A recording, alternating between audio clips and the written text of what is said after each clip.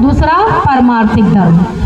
लौकिक धर्म क्या है? जिस परिवार में हमने जन्म लिया, जिस समाज में हम रहते हैं, जिस राष्ट्र में हमने जन्म लिया, उनके प्रति हमारे दायित्व हैं, उनके प्रति हमारे कर्तव्य हैं। उन सभी कर्तव्यों का हम ईमानदारी से पालन करें।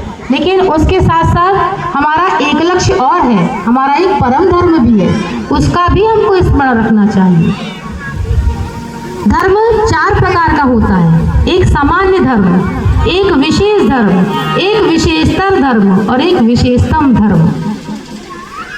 राम जी ने जिस धर्म का पालन किया वह है सामान्य धर्म। माता पिता ने आज्ञा दी और श्री राम जी वन को चले गए। लेकिन लक्ष्मण जी का जो धर्म बताया वह कौन सा धर्म है? विशेष धर्म।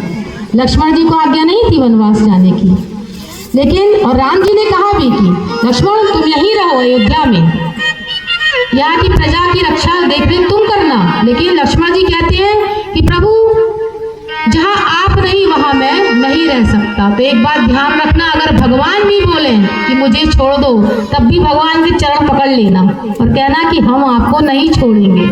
भगवान भी आकर बोले कि हमें छोड़ दो, तो भगवान के चरण पकड़ लेना कि प्रभु महलों में रखो, चाहे झोपड़ी में वास दो, पर हमें तो साथ आपका ही चाहिए।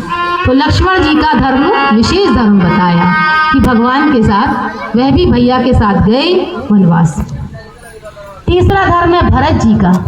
भरत जी का धर्म उससे भी श्रेष्ठ है, विशेषतर धर्म। भरत जी कहते हैं कि भैया इस राज्य का मैं अधिकारी हूं, यह राज्य तो आपका ही है भैया। एक है कौरव पांडव जो राज्य के लिए लड़ रहे हैं, लेकिन एक राम राज्य ऐसा है जहां दोनों भाई राज्य को कंदुक की तरह एक दूसरे की ओर उछाल रहे हैं।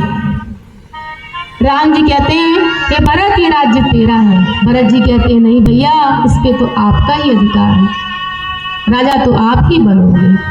कंदुक यानी गेंद, गेंद की तरह एक दूसरे पर भाई लोग राज्य को उछाल रहे हैं। राम जी भरत जी की ओर, भरत जी राम जी की ओर।